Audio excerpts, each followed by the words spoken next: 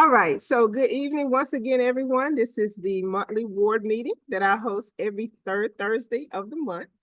And I try to bring information to the residents about what's happening in the city of Forest Park. We make this available online so that those that cannot attend in person can go back and listen to it.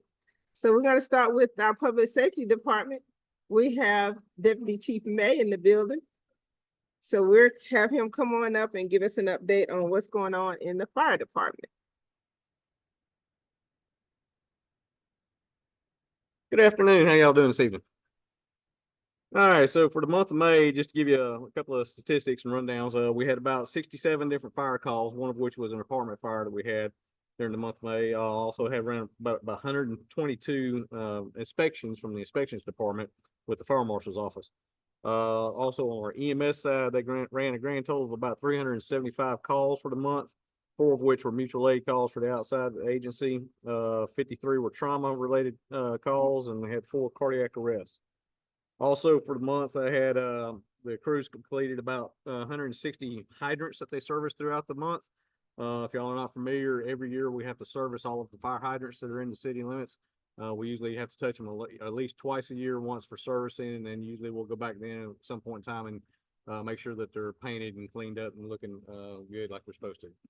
Other than that, also outside training, not our regular training that the guys did on shift, but outside the department, I had about a total of 136 man hours of training that different personnel went and conducted down at the academy or other places. And that's about it for the month of May.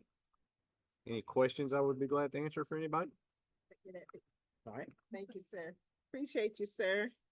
We're going to go ahead to our Public Works Department. Director Jinks is in the building. Thank you, sir.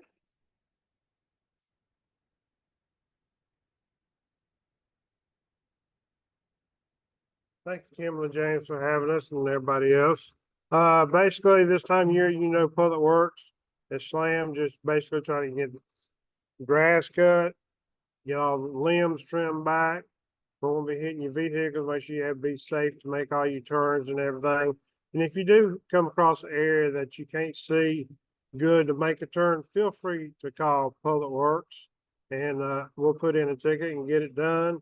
And then also we're working on waste management. We did call a meeting on waste management and bring some topics that we had that we noticed and also that was brought to our attention. So waste management is addressing them. So feel free to contact Public Works at any time. And that's my report. Thank you, sir. Appreciate it. We're gonna take questions at the end. Hold on to it. Write it down. Write it down. You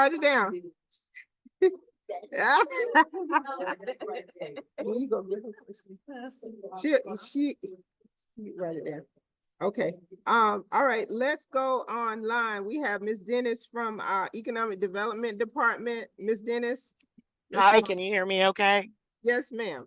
All right. Thank you so very much, Ms. James. I apologize that I can't be there in person with you guys as I am driving, trying to get across town to another event. We have some amazing things happening in the Office of Economic Development. We are still working through contract negotiations and moving to finality with the last parcel out at Fort Gillem. It is still trending and moving in the right direction. Hopefully, in the coming months, I'll be able to share publicly with you this project, but it will be an absolute game changer for not just for Forest Park, but for the entire Clayton County and really the entire Southern Crescent. So we're very excited about the leadership that the Urban Redevelopment Agency under Ms. Kimberly James has provided and allowing us to do all the things that we need to do to move forward. We are focusing heavily on our Main Street area now that Fort Gillem or Gillem Logistics Center is largely done. Transitioning our development to Main Street, we are very excited that we have been our affiliate approval to be part of the Georgia Main Street program, which is a national program, has been accepted. We are working diligently this week to submit our full application to be hopefully accepted into the full Georgia Main Street program, and more details will be coming about the program soon. As you have known or have hopefully have seen, we have started to do more events and programming around Main Street. And more will be coming this summer through the fall as well. We are very excited to announce that we have signed the contract for the sale of 751, 771 Main Street to Nouveau Jonesboro, who will be redeveloping that shopping parcel there with retail on the bottom. There will be 2 restaurant concepts. One will be a Nouveau brunch restaurant concept, and another restaurant that is yet to be identified with some additional retail filling out the bottom. But additionally, there will be adding a second story to the building with right now 6 or so luxury loft style apartments on top. Still working through pending negotiations for the sale of some of the other parcels along Main Street, primarily focusing on mixed use development. We also have the potential for another large development project on the Main Street side down near the fountain, and hopefully more details. We'll be in a position to share more details about that soon. The 32 townhome unit complex is still pending. There at Main and Ash, or directly across from 850 Main and the Army Navy surplus store. So more details about that hopefully will be coming very soon. But we are excited that we've got great momentum, great energy. We've got some great partners at the table as we really look to rebuild and revitalize our downtown Main Street area so that it truly is, you know, a mix of retail and restaurants and amenities, et cetera, et cetera. We also are working with the Office of Planning and Community Development on a feasibility study for a pedestrian bridge that will go from Forest Parkway across Main Street. So as we work through that, again, more details will be coming. And my final thing is that we have a new economic development director that will be starting on this coming Monday. So I look forward to having him attend our next Ward 1 meeting so that you can meet him personally. And that is all that I have. If there are any questions, I'll be happy to answer any questions. Thank you, Ms. Dennis. You're very welcome. Information. We're gonna move to our code compliance department. We have Director Walker in the building with us.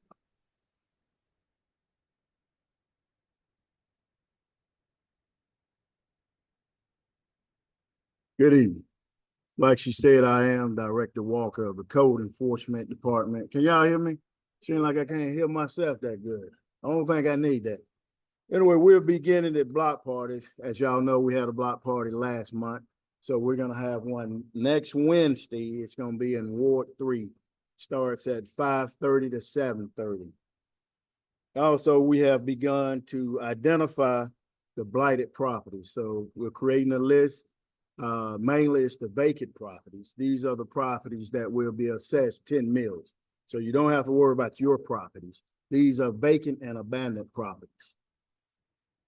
Environmental court still is every first and third Thursday of each month down on Cash Memorial. And remember to contact Waste Management if you have bulk pickup, because it's not going to get picked up unless you contact Waste Management and get a pickup date. Thank you. Thank you, sir. Okay, we have our executive staff in the building. Miss Pauline Warrior, she is heading up our home program, and I'm leave the floor to her on what updates she may want to share. Thank you. Thank you, Councilwoman James, and thank you everyone for your attention. It's a pleasure to be here. I bring you greetings on behalf of the executive office and certainly on behalf of our city manager, Mr. Ricky Clark, who extends his deepest regrets, but he's not able to join tonight. He's on travel.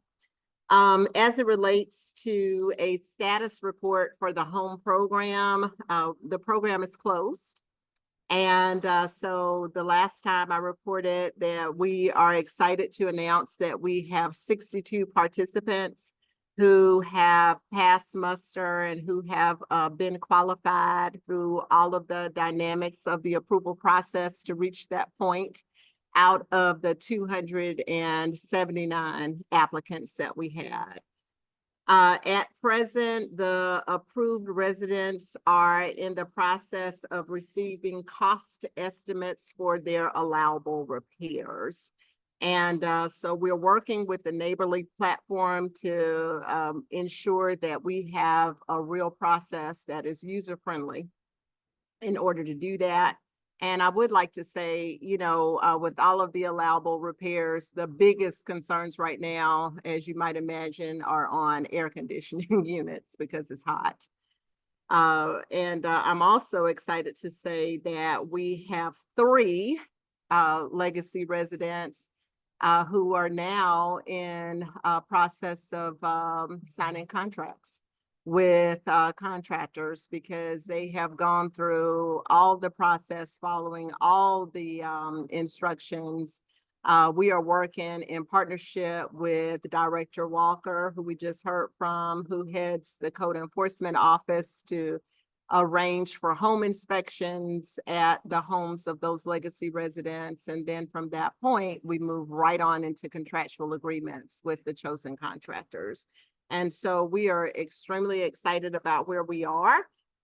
We thank everyone for your support. And for those who are in the room today, if you haven't heard from us, then you will hear from us. And I know that for the folks who are here today, I know that you're in process of seeking your estimates. So certainly, as always, welcome to take any questions that you have. But thank you for your time. Thank you. Thank you. Thank you. Thank you. So we're going to bring up one of our council aides, Ms. Dixon, to give us updates on what's happening in our city. Hello, everyone. Hello, welcome.